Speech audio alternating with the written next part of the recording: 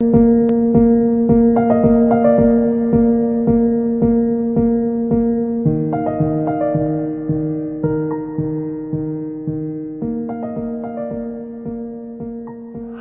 you so much for joining us on this episode of Conversations, and I'm your host, Daniel Spence. All right. So here's the situation. It's Sunday morning, and we're starting a new series because we just finished our series on blessings, and I thought it was a good series, and because I got such a good response from it, we're doing a new series. But before I get into this series, let me tell you what happened to me. So here's the thing. You know, every single time I go in the store, I get approached by somebody. So let me tell you this story. There's a funny story to me because I'm like, I just have to stop going in the food store, period. And the fact is, I have on my mask and people still recognize me. I don't know what's going on. But anyway, so let me tell you this story before I jump into our new series. So I'm in the store and woe is me. A lady comes up to me and guess what she says? She says, "Young man, you only like to cook black crab." I said, what? I thought it was the funniest thing. Imagine somebody coming to you and saying, "You only like to cook black crab." I said, huh? I thought it was so funny. So I said, "You gotta explain that one to me." She said, "You only attack black businesses." I say, what? I said, hold on. So I'm dying laughing now. Because she's saying, I only like to cook black crab. So she explained to me, I only attack the gambling spots because it's black-owned businesses. I say, "Mom, that's not true. I cook black crab and I cook white crab. I cook all the crab." Because here's the situation. I said, "Have you never heard me talk about Commonwealth Brewery? Have you never heard me talk about how all these different liquor stores are in school zones?" I said, "Listen to me. How many times do I have to mention that all these billboards showing all these different liquor, they showing Guinness, they showing Stoli, all these huge billboards all around Nassau, showing all this alcohol. So we tell the people don't drink and drive. But while you on the highway, we showing you a huge bottle of Guinness. So what exactly we telling you? We telling you not to drink and drive, but you on the light at Village Road and you see a big bottle of lick. Come on. That's important. Let me tell you why it's important. So let me go deeper. Let me not be funny with this because it's a serious thing. Here's the situation. If you have known an alcoholic, if you've been an alcoholic yourself, then what you know is this. For an alcoholic, if you just simply see ice falling into a glass, you want to drink. So God forbid you go to a party, and that's why you tell alcoholics you can't go to parties, you can't go anywhere where alcohol is. I had an uncle who's an alcoholic. He never even used to drink the wine in church. Why? Because he said just the smell of alcohol is enough to drive him back to drinking. So for me, when you put these huge billboards, because God forbid, if me and you go to the Ministry of Works or Town Planning and ask to put up a billboard, they give you that long hoorah about how this is a tourism nation and how they don't want to see us getting all Americanized and they don't want to see billboards up and down. But if you're Commonwealth Brewery, you could have a bottle of Guinness on this corner, a bottle of liquor on this corner, and a bottle of Stoli on the next corner. So I always cook white crab. What are you talking about? I cook. That's a white-owned business. It is not a white and a black thing. Because I know there's somebody out there who's going to say, "Oh, he's prejudiced." Listen to me. It's not a white thing. It's not a black thing. Listen to me. I cook crab. All the crabs get cooked. And what's a crab? A crab is anyone who's coming on the back or up off of the back of somebody else. If you put a bunch of crabs, if it's white crabs in a bucket, you will see the white crabs climbing up on top of the other one to get on top. If you see black crabs in a bucket, everyone trying to escape poverty, everyone trying to escape the pot. So they all climbing up on the back of their fellow man. So if you're a crab, you're a crab. And this ain't a white thing. This ain't a black thing. This ain't a crab thing. But I just thought it was funny because she told me I only cook black crab. Anyway, and that's the last time I'm going to the food store. For the rest of the year, I'm going to send my wife in the food store. But anyway, so just so that everyone feels comfortable, I cook black crab, I cook white crab, and trust me, those billboards with all the liquor bottles and all that other foolishness they're doing, I'm totally against it, and for reasons I just mentioned. I mean, come on, you have Muslim nations who don't even allow liquor. In certain Muslim nations, it's illegal to drink liquor. In a Christian nation, we get the pictures of the billboards. If you're going to drink liquor, at the very least, keep them out the school zones. At the very least, don't have billboards pushing liquor to people who drive. And then we say don't drink and drive. Then why, while I drive in, I'm seeing huge billboards of liquor? A nice refreshing drink. Come on, it's a hot day and the only thing I can see is a bottle of Guinness. What am I going to do? I gotta get something to drink. It's a long drive. Anyway, that's neither here nor there. But I cook white crab, I cook black crab. But let's get back to the point. I lost so many minutes talking about it. But I thought it was so funny because she's told me I only cook black crab. And I didn't know what she was talking about. But after she explained it, it made so much sense. So I have to cook white and black crab. Remind me. All right. Anyway, you have a new series. So let me tell you about this series. It's a 10-part series. And it's called Jesus and I. So this series, I'm going to put it up here. I'm going to go through all the different struggles, all the pressures, everything that people are going through in their daily life. But we're going to look at it from the perspective of Jesus Christ. We're going to look how Jesus either dealt with it in dealing with people, or how the people who came into Jesus' presence dealt with it and how he dealt with it for them. So I'm going through the struggle now. I'm doing it for the streets. You know, I like to do it for the streets. I'm doing it for the downtrodden, the ones who are, I guess, the dumb, deaf, and the blind. That's what I'm doing it for. So let's jump into it because I wasted enough time with that story. God, we pray that you may bless us, guard us, protect us, and help us in all that we do, that we may be fair, that we may never be prejudiced, and that the Heavenly Father may hold everybody accountable, but mostly ourselves. In Jesus Christ's name we pray. Amen. So like I said, we cook all crab. You know? Anyway, she said I only cook black crab. I just thought it was, I thought it was funny because it made so much sense after she told me. Well, not made sense in terms of it being true. Made sense in terms of, okay, clearly she was holding that in for a while. She's waiting to see me. Anyway, all right. So what we're discussing today, we're discussing Jesus and his mother. And let me just carry you through all the different topics that we're going to go through. We're going to talk about pressure. We're going to talk about struggle. For instance, the woman at the well, she was struggling. She had 7 different husbands. So clearly she was going through something.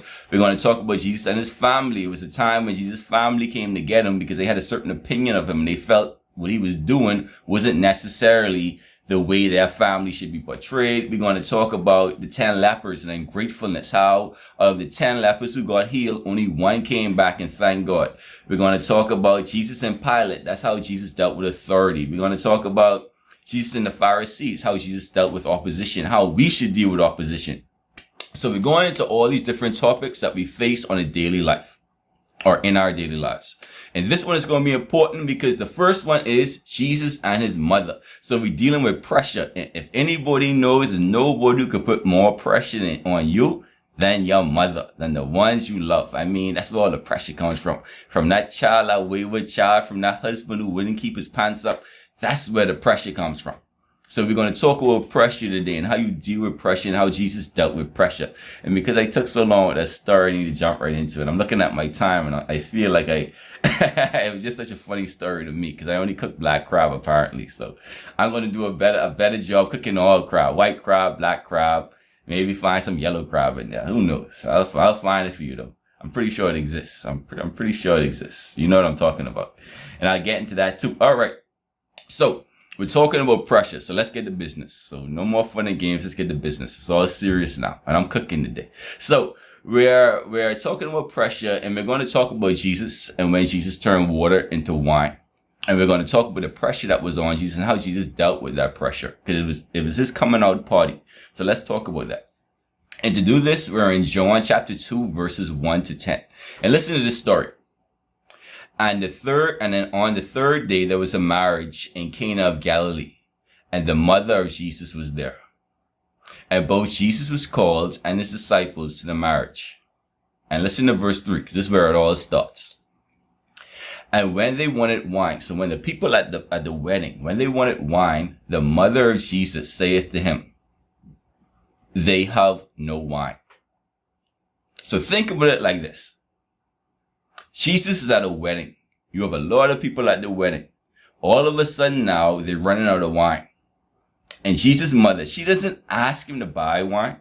She doesn't ask him to go out and get wine. She just mentions to him, they have no wine. And see, that's important. And we're going to go deeper into that. But think of it like this. You a husband. Your wife doesn't tell you, well, we need to go to the store. Your wife doesn't say, oh, well, we out of grocery. No, your wife just says, well, what we going to eat tonight? And that's serious because see, when you don't have it, That's a serious statement. Because see, it's not even a question. It's just like a hint. And see, women are the best at doing that. Women love to drop subtle hints. Like you could be going to work one day and you just see the water bottles or you see the garbage by your shoes. Now this time you're running late for work, but you got to go throw out this garbage. See, that's a hint. Like you need to go throw out the garbage. So here it is. But this is real pressure because Jesus' mother comes to him and say, we have no wine. And let me tell you when it gets really, really intense.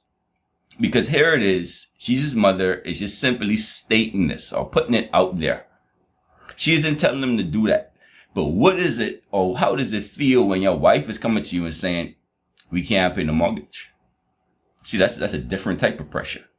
Or when your wife is coming to you and saying the school fees are due, the children's school fees are due. What do you do then? Or when your wife is coming to you and saying, I hear something, it's the car is making a noise, but you know you ain't getting paid till the end of the week and you broke. You don't even have $100. You down. How does that make you feel? And see, that's a lot of pressure, especially for men. So when, and I'll read it for you again. So when Jesus' mother said they have no wine, see, it's pressure there. I'll read it for you again. Listen to it. They have no wine. I mean, in that type of pressure, it's not just for men, it's for women too, and it's for children. You could be a child. You could have just gotten out of college, and your mother mentions to you, well, your cousin just got a job at KPMG. Or any one of the big four accounting firms. Your cousin just got a job at Deloitte. Or your cousin just got a job at Ernst & Young. Or your cousin just got a job at Price Waterhouse. And you looking saying, you know what? I don't even know what I'm going to do today because I'm unemployed. See just how mentioning that and see why I'm saying this is because it's male words. That's why life and death is in the power of the tongue. And so we have to be careful of what we say to others because we don't know what that person is going through. So here it is. Jesus' mother is just mentioning to him, they have no wine. And in that one statement, not asking them to do something, is pressure there. And why I'm mentioning this is because this is pressure for someone who loves you. So imagine that. Your mother who loves you is saying, you know what? We have no wine. Or your mother who loves you is saying, you know what? Well, your cousin just got a job. Or your mother who loves you just came home from work and said, hey, did any companies call you today? Think about how bad that would make you feel, or how bad it makes you feel when it happens. Because I'm pretty sure there's a lot of people shoes. We get double-digit unemployment. There's a lot of people going through this. Or your wife come home and say, hey, did you look in the newspaper today for any jobs? And this time you feeling, you don't even know what to say because you've been down for so long. So it's that type of pressure because you know your people depending on you, but yet you don't know what to do. And that's for someone who loves you. Now let's go to the people who don't love you because see, we could go deeper with this. What about the people who gossiping about you? Who going around saying, well, you know, her husband did so-and-so and her husband cheating on her with so-and-so. And then it comes back to you. So now you're a female and you hearing this. See, that's a different type of pressure. This is the thing. They never even came to you and said it. They said it behind your back. But think about the pressure that puts on you because you feel like, you know what? I got to do something with this relationship. I got to fix this. You don't even know what to do with yourself. Or God forbid you have a child who just dropped out of school for whatever reason. Or God forbid you have a child who can't go back to school because you don't have the money to send them back to school. And they gossiping behind your back. Think about the pressure that puts on you. And then we can go even deeper with this. Because see, words is all about what you're saying about people. Think about when Satan reminds you of where you came from. And Satan reminds you that you almost 40 and you ain't married. Or Satan reminds you that you just got a divorce. Or reminds you that your husband out there cheating. Or worse, Satan come into your dreams and you have a dream about it, that he out there scheming. Think about it like that. So you get the people who love you putting pressure on you. You get the people who don't love you, the haters, they putting pressure on you. And then worst of all, you get Satan in the background controlling it all and he putting pressure on you. So you get all this pressure on you. So what am I trying to say to you? Jesus' mother male words. She said, they have no wine. That was enough to put pressure on the situation. You're going to be able to tell from Jesus' response. But I'm harping on this because life and death is in the power of the tongue. And by just you mentioning lack, and see, that's the key.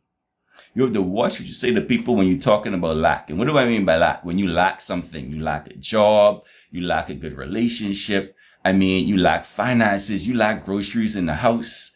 You lack a better relationship with your children. It's just a matter of lack. When you mention lack around someone, You don't know what they're going through, and you don't know what type of pressure that's going to put on them. And so that's important. So here it is, and let's go to work. And here it is, you have Jesus' mother saying they have no wine. And that's important. And let's go on. And Jesus saith unto her, Woman, what have I to do with thee? Mine hour has not yet come. And see, that's important. So how does Jesus react to this pressure? So remember now, this Jesus you're talking about. So a lot of us men, when our wives drop that hint and say, oh, I don't know what we're going to cook today. That's fine. She'll figure it out. You keep on with you. Ignore that statement, right? But here it is. You have Jesus. Jesus is going to jump on it.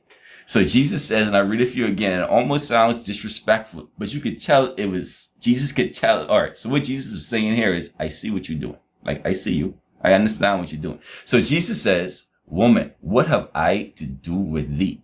So basically Jesus is saying, okay, is that my problem? Like, come on, right? That's what Jesus is just calling out, because Jesus already see what she's doing. And then Jesus goes on and he says, my hour has not yet come. And the most important thing there is hour. What you have to understand is this. Whenever you're going through something, everything has a season. And we always talk about this. Sometimes you're going to be up. Sometimes you're going to be down. And so the way Jesus dealt with it is explaining the situation is not my hour. And I explain what he meant by that. So I explain in two ways. If you're a husband and you're going through unemployment, what you have to remember is it's a season for everything. It may be winter, it may be real cold out there. You are on the street and you're trying to make it. But it's only temporary. Everything is temporary. It has to get better because God said it's going to get better, right? So it's a fallback or a setback for you to move forward. So you know it's temporary. So you're going through a season. And that's why Jesus said, my hour has not yet come. But it's a more important lesson there. And I'm going to explain it to you. What Jesus understood was this. His mother wanted him to work a miracle, right? But what Jesus understood was that the people can't love me for what I could do for them. They have to love me because it's the right thing to do. It's the right thing to do for them. They have to understand that loving me or loving God is the right thing or the best thing they could do for themselves. Because Jesus Christ is all you got. So what Jesus had to do is first teach the people. So for instance, when you look at him feeding the 5,000, he taught the people first. He taught the 5,000 first. And then he fed them. Then he worked the miracle. Because if he had worked the miracle first, then they wouldn't have listened to what he had to say. They only wanted to see what he could do for them. And that's the important thing. And that's how life is. People don't really want to hear how to do it or how to go and feed themselves. They want you to feed them. And that's why they say it's better to teach a man how to fish than to give him a fish. Because if you give him a fish, he eats for a day. If you teach him how to fish, he eats for the rest of his life. So what God was basically saying is it isn't the time. Because we're going to go deeper with this. So what I'm trying to say to you is this. If you have pressure on you, what God is saying is it's a lesson to be learned. The reason why you're still going through pressure, because either you got to learn humility, either you got to learn how to have your faith, how to go out there and push, how to go out there and drive yourself. Maybe it's a life lesson. Maybe you had to go through this so you can see all your friends leave you, so you can see all your family leave you, so that you can see that the only person you got in this world is God. See, you don't know why you're going through what you're going through. The only thing you know is that you got to learn a lesson from it. And it's a life lesson you got to learn from it. Something God trying to teach you, and that's why I'm going through the struggle. And that's what God was telling to his mother. He was saying, listen to me. The hour is not yet come. It's not yet my hour. Because see, when you look at God's life, when you look at Jesus' life, he had to peg right down to his death. When he told Peter, it's time for me to go to the cross, and Peter said, no, I won't let that happen. He said, get away from me, Satan. It's because he knew that even in death, as bad as death is, he knew that it was a time for everything. A time to live, a time to cry, a time to laugh, a time to die. And what he knew at this point is it wasn't the time for this. It was not yet time. And so that's what Jesus was explaining here. And that's what you have to understand when you're under pressure. You have to understand, hey, everything happens in seasons, and it may not be my time, but let me learn the lesson so I can get out of this predicament that much quicker. Because there's something God trying to teach me here. So let me learn what it is that God is trying to teach me. And let's go to work. And then his mother saith unto his servants, whatsoever he saith unto you, do it. So listen to this now. So Jesus, all right, so let's go through this break it down. Let's just break it down piece by piece by piece, because this is a really cool timeline. So first of all, his mother comes there and she put pressure on him and mentioned, hey, we had a wedding and they're about to run out of wine.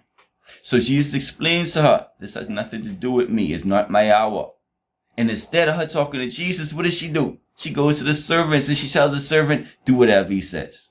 Now, doesn't that make you angry? Let me talk to the man. Because see, if you're a man out there, and let's say you're unemployed, and your wife go behind your back and go talk to her family and borrow money, how you going to feel about that? Now you get everyone talking about you, talking about how your family borrowing money. See, and that's the type of things that irk men. I only can talk to men about this. I don't know how women feel about this, but don't go behind our back. So Jesus' mother, she didn't even listen to what he had to say. She just went behind his back and went and talked to the servants.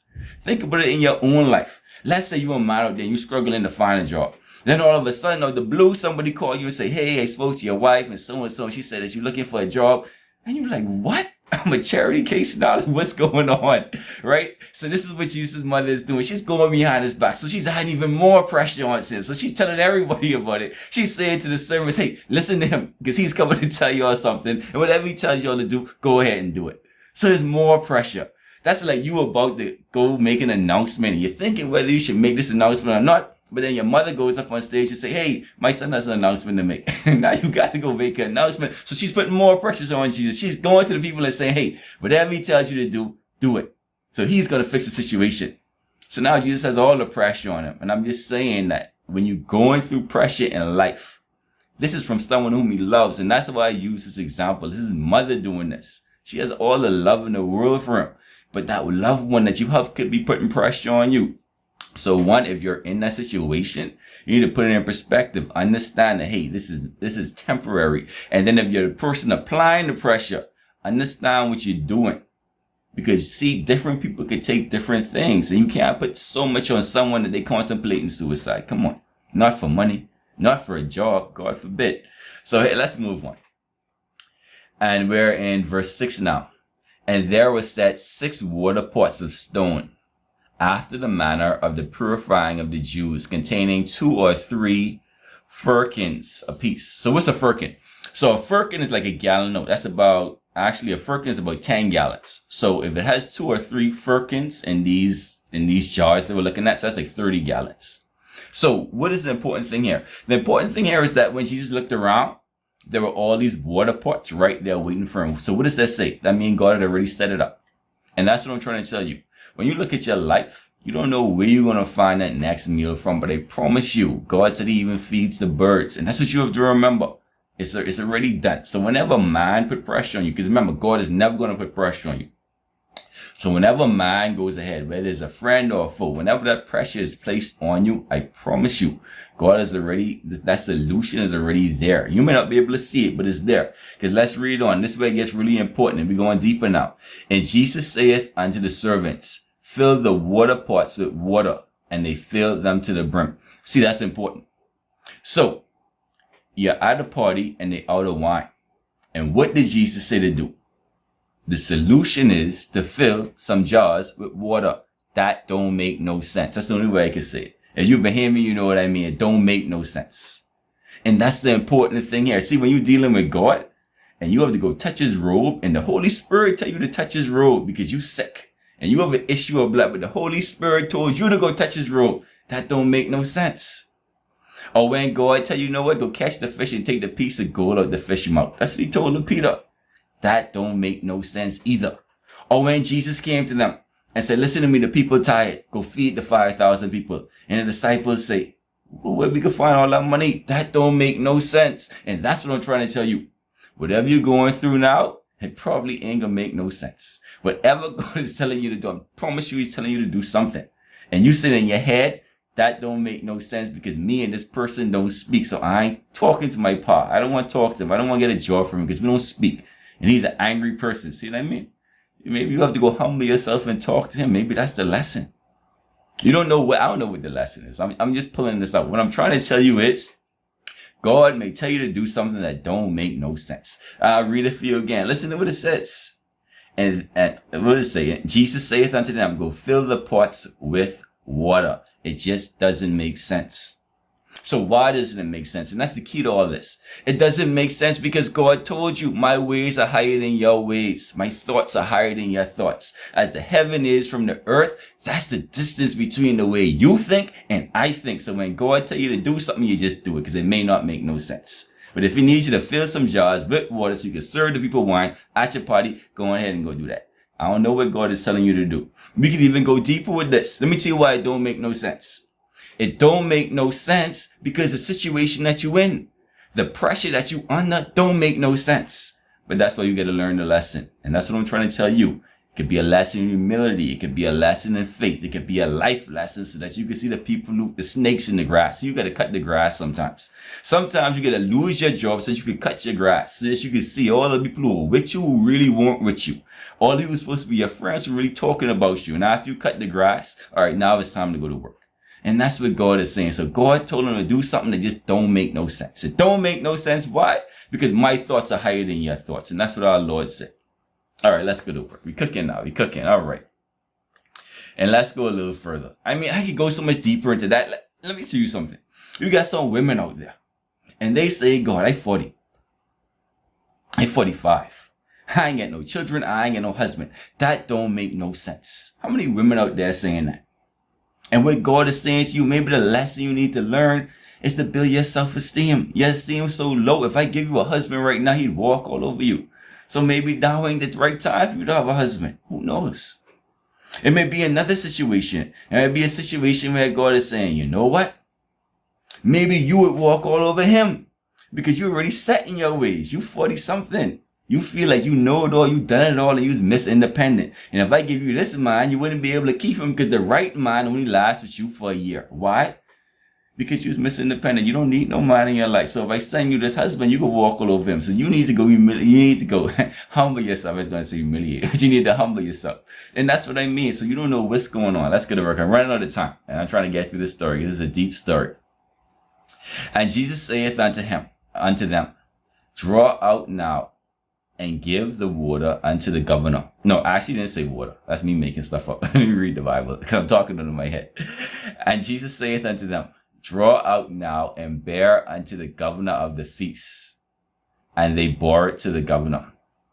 And when the ruler of the feast had tasted the water that was made wine, and knew not whence it was or where it came from, the governor of the feast called the bridegroom, saith unto them, every man at the beginning doth set forth good wine, and when men have well drunk, then that which is worse. But thou hast kept the good wine until now. So what was the master's ceremony saying to the bridegroom? And this is important, and this is how we're going to wrap this up, because this is going to bring it all home. So what he's saying is this. He's saying whenever you go to a party, what the people usually do is set out all the good wine first. Because see, people lay drunk and people could talk with you. So at the beginning of the party, I'm going to put my top shelf liquor that I got from Commonwealth Brewery. See, I can talk well about Commonwealth Brewery. So I went to Commonwealth Brewery and I got some top shelf liquor, right? I got some Grey Goose, and that's what I'm serving. So that's what people are going to serve in the beginning. And then when everybody is drunk, then they're going to serve the bad wine. You see how that works? So at the end, when everyone is drunk, then they go and serve that bottom shelf liquor. But you, on the other hand, you have served your best wine last. And that's what's so important. And that's how we're going to wrap all this up. Let me tell you what. Because the whole moral of the story is this. Just like the wine, which was the best wine, which is the wine that Jesus prepared, just how that was served last and everyone was surprised, that's your life. And that's what pressure does to your life. Because see, pressure makes diamonds. Come on, I can't make this up. The way you make a diamond is with intense pressure. So if you're a diamond, I mean, you don't crack under pressure. So if you're a real one, that's what I always say, you got to be real. See, if you ain't a diamond, you're going to crack. But if you're a real one, what God is saying is this. After that pressure is placed on you, no matter what it is, I promise you, your best days, your last days will be your best days. And that's what he's saying in the end of this. He was saying, you know what? You served the best wine at the last. Now tell me that groom wasn't stressed out. Come on, you have a bridegroom. I'm pretty sure his wife already came to him and mentioned to him very quietly, honey, we about to run out of wine. So he didn't know what he was going to do. But here it is. The reason why he had wine is because of one reason. Because he invited God to the feast, because he invited God to the wedding, because Jesus was present, and that's why you always put God first. So here it is at the end of the story. How did Jesus wrap up the story? What did Jesus tell you? Jesus told you that this is the master of ceremonies. Who else is a master of ceremony but God? What did God say to him? God told him, listen to me. The wine that you're serving now is better than the wine that you had in the beginning. When you thought you were doing better, this is better. This is what better looks like. So you came out better for what happened to you. And that's what I'm trying to tell you. And that's what you deal with pressure. So what is God saying to you? God is saying your latter years are going to be your best years. Why? Because you invited God to the party. See, that's the end of that. God, we thank you for blessing us, guiding us, protecting us, and help us in all that we do to put God first and always to invite you to the party. In Jesus Christ's name we pray. Amen.